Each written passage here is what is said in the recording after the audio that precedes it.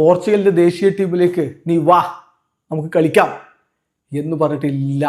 Portuguese ടീമിലേക്ക് ഇല്ല എന്ന ഒരുത്തൻ തീരുമാനമെടുത്ത് പറഞ്ഞിരിക്കുന്നു പോർച്ചുഗൽ കോച്ചിനോട്. എന്തൊരവസ്ഥയാണ് നോക്കണം. പോർച്ചുഗലിനൊക്കെ കളിക്കാൻ, ക്രിസ്ത്യാനോയുടെ കൂടെയൊക്കെ കളിക്കാൻ അവസരം കിട്ടിയിട്ട് വേണ്ടാന്ന് പറഞ്ഞ് ഒരുത്തം പോയിരിക്കുകയാണ്. 19 വയസ്സാണ് ആ തീരുമാനമെടുത്ത പയ്യനുള്ളത്.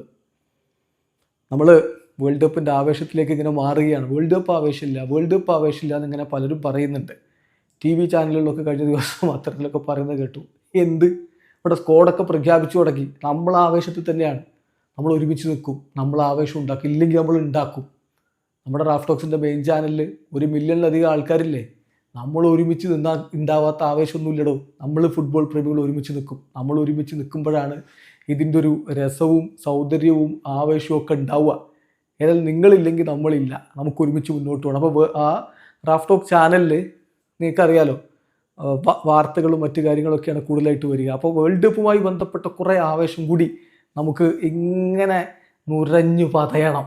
അപ്പോൾ അതിന് വേണ്ടിയിട്ടാണ് ഈ ചാനൽ ഇപ്പോൾ പൂർണ്ണമായിട്ടും വേൾഡ് കപ്പിൻ്റെ കാര്യങ്ങളിലേക്ക് നമ്മൾ മാറ്റിയിട്ടുണ്ട്. പോഡ്കാസ്റ്റ് ചാനൽ കൂടി നിങ്ങൾ ഫോളോ ചെയ്യുക. ഇതിൽ കാര്യങ്ങളൊക്കെ വിശദമായിട്ട് നമുക്ക് ചർച്ച ചെയ്യാം. അതിപ്പോൾ വാർത്തകൾ മാത്രമാവില്ല, ഇതിൽ കുറേ രസകരമായ ബിഹൈൻഡ് ദി സീൻ സംഭവങ്ങളും കാര്യങ്ങളും അതുപോലെ വേൾഡ് കപ്പിൻ്റെ ചർച്ചകളൊക്കെ ആയിട്ട് നമുക്ക് മുന്നോട്ട് പോകണം. ഇപ്പോൾ രസകരമായൊരു കാര്യമാണ് പറയാൻ പോകുന്നത്. അതായത് ഇന്ന് പോർച്ചുഗലിൻ്റെ വേൾഡ് കപ്പ് സ്ക്വാഡ് പ്രഖ്യാപിച്ചല്ലോ. ആ വേൾഡ് കപ്പ് സ്ക്വാഡ് പ്രഖ്യാപിച്ച കൂട്ടത്തിലാണ് കോച്ച് റോബർട്ടോ മാർട്ടിനസ് ഈ ഒരു സംഭവം പറയുന്നത്.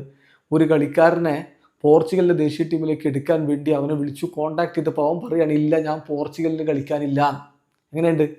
അപ്പോൾ അത് ആരാണ് എന്നുള്ളതാണ്, മറ്റാരുമല്ല എലി ജൂനിയർ ക്രൂപ്പിയാണ് ഈ തീരുമാനമെടുത്തിരിക്കുന്നത്. 19കാരനായിട്ടുള്ള ഇപ്പോൾ ബേൺമൗത്തിന് വേണ്ടി കളിച്ചുകൊണ്ടിരിക്കുന്ന അവൻ തന്നെ, നിങ്ങൾക്ക് അറിയാനുണ്ടാവും ആളെ. അപ്പോൾ അവൻ്റെ കാര്യം എന്താണെന്ന് വെച്ചാൽ അവൻ്റെ പിതാവ് ഐവറി കോസ്റ്റുകാരനാണ്. അപ്പോൾ അവന് വേണമെങ്കിൽ ഐവറി കോസ്റ്റിന് വേണ്ടി കളിക്കാം. അവൻ ജനിച്ചത് ഫ്രാൻസിലാണ്, അവന് വേണമെങ്കിൽ ഫ്രാൻസിന് വേണ്ടി കളിക്കാം. അവൻ്റെ അമ്മ വഴി അവൻ്റെ ഗ്രാൻഡ് മദർ പോർച്ചുഗീസുകാരിയാണ്. അപ്പോൾ അവന് പോർച്ചുഗലിന് വേണ്ടിയും കളിക്കാം. ഈ 3 ടീമിൽ ഏതെങ്കിലും ഒന്നിനു വേണ്ടി അവന് കളിക്കാം. അപ്പോൾ അത് ഉപയോഗപ്പെടുത്താനാണ് കഴിഞ്ഞ മാർച്ച് മാസത്തിലെ കോളപ്പിൽ ശ്രമിച്ചത് റോബർട്ടോ മാർട്ടിനസ്. പക്ഷെ ഞാനില്ല എന്ന് പറയായിരുന്നു. വല്ലാത്തൊരവസ്ഥ തന്നെയല്ലേ. ക്രിസ്ത്യാനോക്കൊപ്പം കളിക്കാനുള്ള വല്ലാത്തൊരു അവസരം കിട്ടിയിട്ട് വേണ്ടാന്ന് വെച്ചിരിക്കുകയാണ് അവൻ. അപ്പോൾ ഇന്ന് വേൾഡ് കപ്പ് സ്ക്വാഡ് അനൗൺസ് ചെയ്ത ഘട്ടത്തിൽ റോബർട്ടോ മാർട്ടിനസിനോട് മാധ്യമങ്ങൾ അതിനെക്കുറിച്ച് ചോദിക്കേണ്ട, ഇങ്ങനെ ക്രൂപ്പിയുടെ കാര്യം പറഞ്ഞു കേൾക്കുന്നുണ്ടോ, ഉള്ളതാണോ? അപ്പോൾ അദ്ദേഹത്തിൻ്റെ മറുപടി, യെസ് സംഭവിച്ചതാണ്.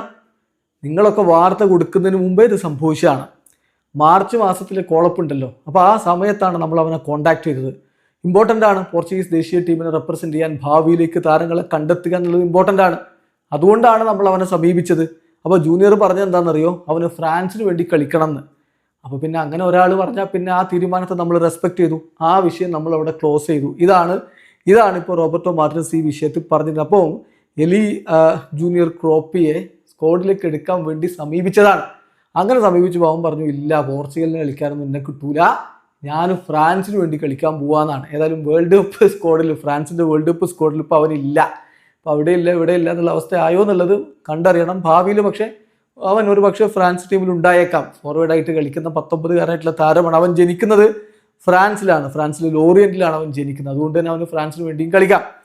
അവൻ്റെ ഒരു വളർച്ച എന്ന് പറഞ്ഞാൽ യൂത്ത് കരിയർ ലോറിയൻറ്റിലായിരുന്നു. അതിനുശേഷം ലോറിയൻറ്റ് ബിയിലൂടെ സീനിയർ കരിയർ ആരംഭിക്കുന്നു. ലോറിയൻറ്റിൽ തന്നെ അവൻ്റെ മറ്റു മത്സരങ്ങളും അവൻ മുന്നോട്ട് കൊണ്ടുപോകുന്നു. 2025 അവൻ ബേൺമൗത്തിലേക്ക് ഇംഗ്ലീഷ് ക്ലബ്ബിലേക്ക് ചേക്കേറുന്നു. ഇപ്പോൾ അവിടെയാണ് കളിച്ചുകൊണ്ടിരിക്കുന്നത്.